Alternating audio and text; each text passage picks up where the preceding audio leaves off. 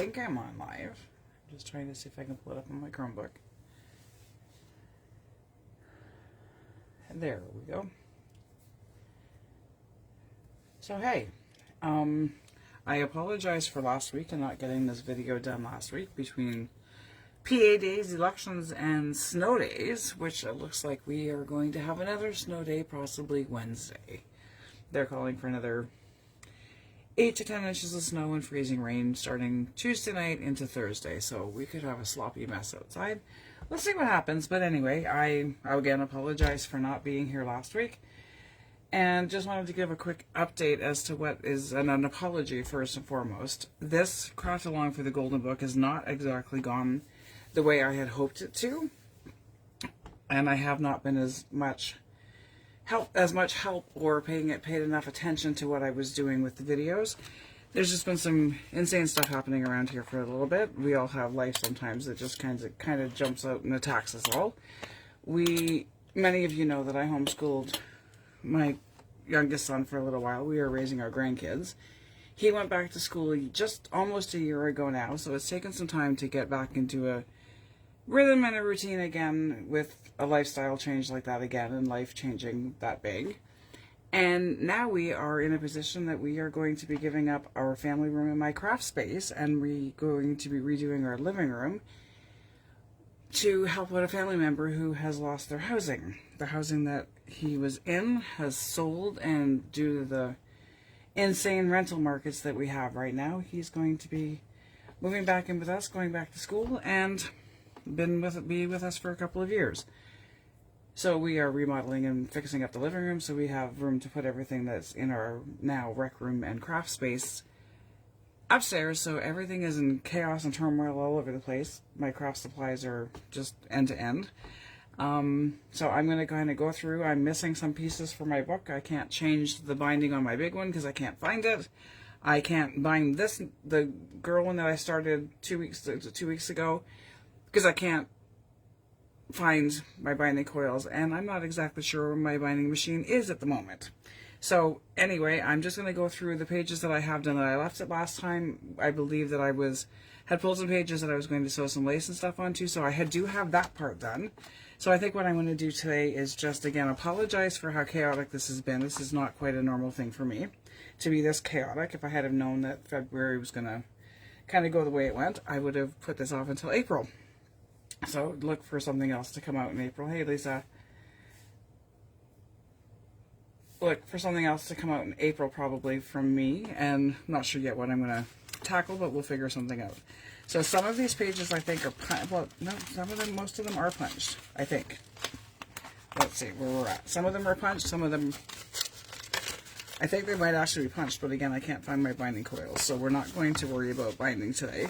So I have all my pages that are ready to go into my book. I'm just going to move some of this stuff out of the way. Some of the pages that are ready to go into my book and the book pages themselves. And I'm just going to quickly kind of show you how I sort everything out so that it all kind of goes together and actually still keeps the story intact. So I've got my front cover and my back cover, and then my pages for the book. So when I'm doing my books, I always start with the covers like this, and then I'll put the book pages inside of it. This layout stays the same with no additions in it, unless there's some kind of writing or coloring or something, because sometimes we have golden books that are pretty well used, and so I might tend to cover up little bits and pieces. So I'm going to just kind of flip the first page, and we're going to start here adding in some pages. And I just vary them and add in. I'll just kind of flip through and add in whatever ones I think might work on that specific page. So this one is a piece of vellum, and then I have a piece of piano paper. So I'll put those two in, and then I'm going to flip the page again. I'm going to add a piece that has lace on the edges. I probably should have used white thread with these, but I used black because I didn't know where my white at the moment was. Anybody who knows me knows that sometimes when you move things get a little chaotic, and so that's kind of where we're at. So then I'm going to stick in here. I believe I have an envelope.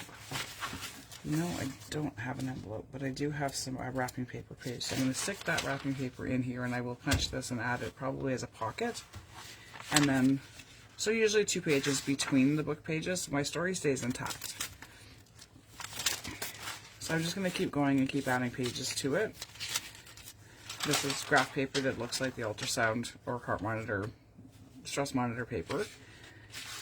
Sometimes it'll just be one, and then I'll go back and fill in with what I have left over. So a music page and a small piece of Easter egg die paper.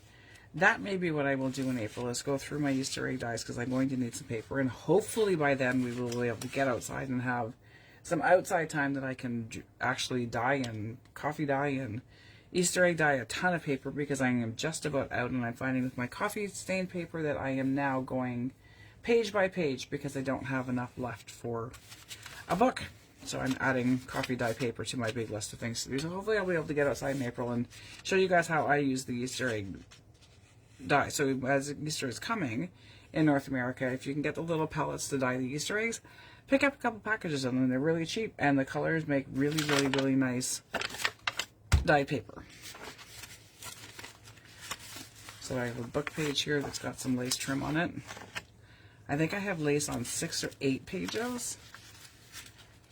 And there's an envelope that I will stick in. That was not punched for some reason. So there is the first signature of the Golden Book pages put together. And then I'm just going to add in another piece of wrapping paper. And I have a small piece of ledger paper. Actually, I'm going to just use, where did it go? Piece of ledger paper here.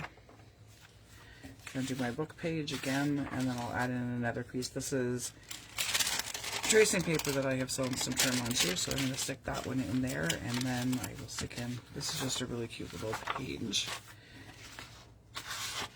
So yeah, so this is kind of, this is the extent of my brain power at the moment, because everything is so chaotic. This I have to punch to put in here, and I'm not sure, I think I folded it wrong, but I have to punch these pieces, and I still have to punch the book pages. So that's going to go in here as a pocket. And then I'll stick, this is from a book called The Runny Rabbit, I think. Again, it's a vintage book, and then I'm just going to keep adding my pages in and then work on embellishing some of the pages as I go. I'm not going to do too much embellishing. Here's the pocket made out of a digital sheet that I had. So again, I apologize for how disorganized this craft along has been. And I will, hopefully the next time I make a commitment to do something, will be a whole lot more organized than this one was. So I have coffee dye paper with lace on it, and I will stick in another piece of coffee dye. Nope, that's too close to the same. So this is a piece from the Holly Hobby book. So that can go in here. And again, add another trimmed piece, a piece of tracing paper, and then this one is another piece that has trim on it, and then I will add in another piece of coffee dyed paper. So that's basically what this book will end up looking like with all the embellishments and stuff in it. I do have some digitals that I have printed, that I printed a long time ago, and I did a few of these before. So I will use some of those. So some of these pages still have to be trimmed down and put in properly. But that's kind of what the spine on this, the edge of this book will look like, because it has the trim on it that the other one did not, and then this will still have the coil binding on it. So some ideas for other things to put into the pages would be some pockets. This is from a vintage Holly Hobby book that I made a little notebook that I can stick into a pocket or a tuck spot on this one. This is a junk mail envelope that's been covered in collaged that I will use and possibly put something like this and make a cluster kind of thing out of it that's a pocket, and it will have part of the Holly Hobby storybook on it. You could do belly bands, all kinds of things like that. If anybody has any questions, please feel free to reach out and ask me any question you may have. I will do my best to answer it.